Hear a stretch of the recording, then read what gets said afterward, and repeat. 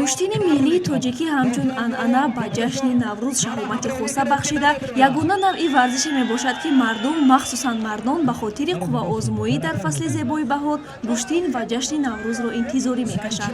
Бахшида ба иди байналмилалии наврӯз бо ташаббуси мақомоти иҷроияи ҳокимияти маҳаллӣ, ноҳияи Темурмалик ва соҳибкорони маҳаллӣ, мусобиқаи кушод оид ба гӯштини миллӣ баргузор карда шуд. Дар мусобиқаи мазкур паҳлавонони вилояти мухтори Кӯҳистони Бадахшон, вилоятҳои Суғду Хатлон, шаҳру ноҳияҳои тобеи Марказ ва шаҳри Душанбе, ҳамчунин аз ҷумҳурии ҳамҷавори мо Ӯзбекистон ба ҳам омада дар вазнҳои гуногун қувваозмоӣ намуданд.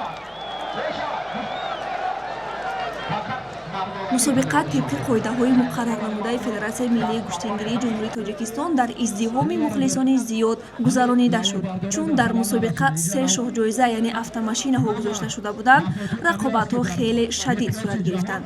шоҳҷоизаи якумро Саидшӯр Раҳматуллоев соҳиб шуд.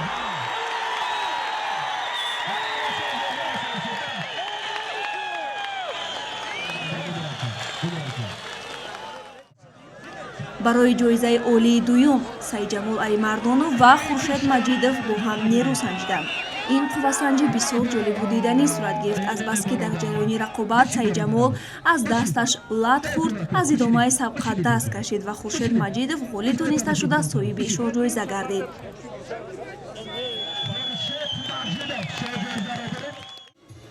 дар вазни мутлақ Хуршед Маҷидов бо паҳлавони Ӯзбекистон Муҳсин Ҳисомиддинов ба майдон баромад. ин набард бисёр дуру дароз давом кард. бо вуҷуди талошҳои ҳарду гӯштингир ғолиб муайян нагардид ва рақобат дуранг эълон шуд. ёдовар мешавем ки барандаҳои ҷойҳои ифтихорӣ бо мукофот пулӣ ва тӯҳфаҳои хотиравӣ қадрдонӣ карда шуданд. мусобиқаи мазкур бо мақсади ташвиқу тарғиби гӯштини миллӣ дар ҷумҳурӣ, фароҳам овардани имкониятҳои фароғатию истироҳатӣ ва таъмини оммавияти варзиш дар кишвар, мустаҳкам намудани дӯстиву рафоқат байни варзишгарон, баланд бардоштани маҳорати касбии онҳо, ҷалби ҷавонон ба ин намуди варзиш, ҳавасмандгардонии онҳо ва сазовор ҷашн гирифтани Наврӯзи байналмилалӣ ҳамасола дар сатҳи баланд гузаронида мешавад.